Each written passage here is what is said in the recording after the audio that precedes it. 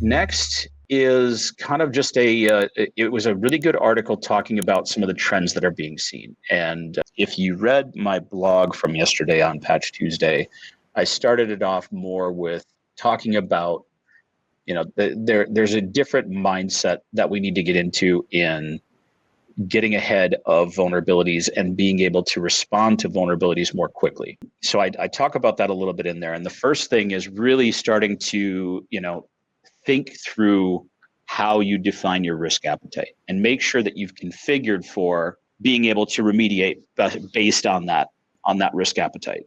What this means is you've already made the majority of decisions that need to be made. When Patch Tuesday comes around, or when there's a 0 day, or when there's a new browser release, because they're all on a continuous release cycle every week, you already know the answer to when and how those things are going to be deployed. You've made those decisions.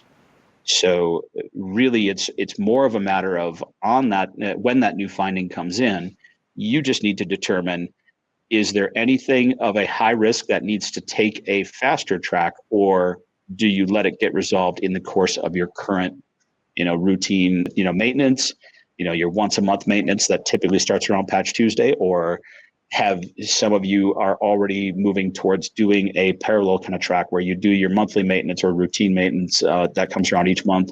And then you have tracks for additional work like priority updates that you do on a more weekly basis, like the browsers. Sitting down and having that, thinking through that within your environment will help you trying to get ahead of this type of trend that's going on. So CSO Online released this article talking about the fact that 32% of exploited vulnerabilities in 2025 are 0 day or 1 day exploits. So that means that, we are having to detect, prioritize, and respond to many of these threats much faster than we've had to in the past. And that number is growing.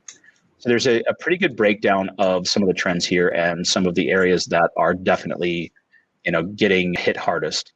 There were 432 new CVEs tracked by VulnCheck, is the threat intel vendor in this case, that were added to their known exploited vulnerability database in the first half of this year.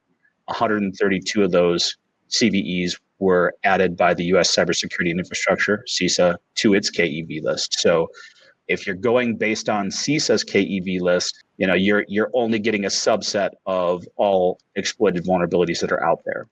I've talked with the team responsible for that CISA KEV list before.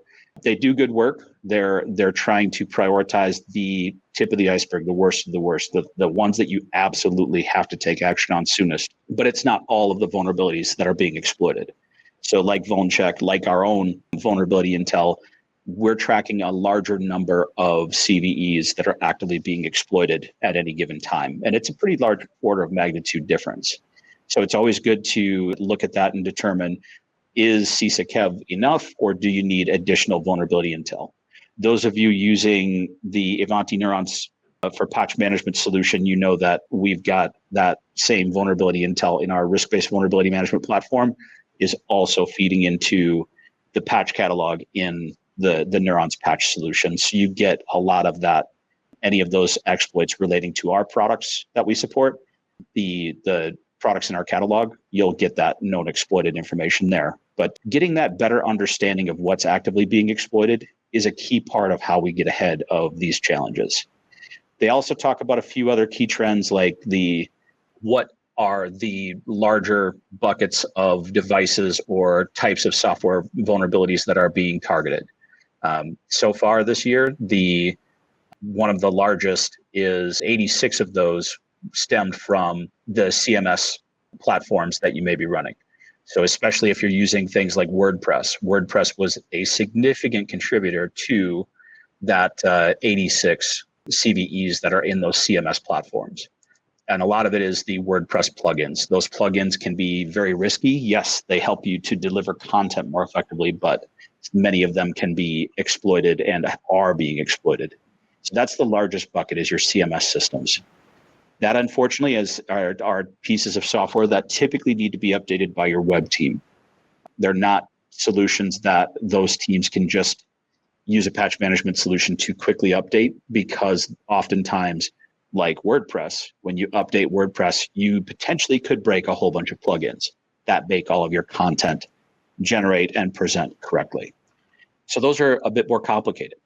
The second most impacted category were network edge devices. If you were at Black Hat or have seen any of the recent news there's a number of different vulnerabilities and nation state level threat actors who are targeting everything from commercial or corporate level devices to commercial home Soho type devices.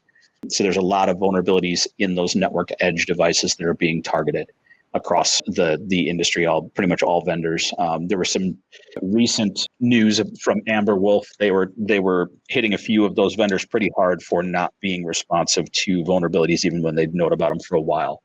So definitely a lot to look at in that network edge device bucket. Again, complex devices that usually need somebody from a network security team to be able to update those devices to ensure that they update and you don't break routing or firewall or other, VPN access, any of those types of capabilities. So a lot of times you need people to update those devices. Server software, 61 of those 432 are targeting, typical server software that we're, running within our environments. Open source was another 55. Operating system, another 38. So that rounds out kind of the top 5 categories, and that's the majority of those 432 vulnerabilities that are being exploited this year. So yeah, there's definitely a lot. There's certain vendors that are definitely large vendors that we have a lot of instances of in our environments, like Microsoft or Cisco or Apple, or those are definitely going to be ones that are going to be most targeted because they are everywhere. So making sure that you've got the right tools in place to understand what you've got, what's being targeted, and how you're responding to those as quickly as possible. So the number of 0 days are increasing. The number of vulnerabilities that are exploited within, a very short time after a fix is released is also increasing. So trying to understand how you're responding more quickly to those. This article just gives a good read on what the trends are and what you need to try to prepare for.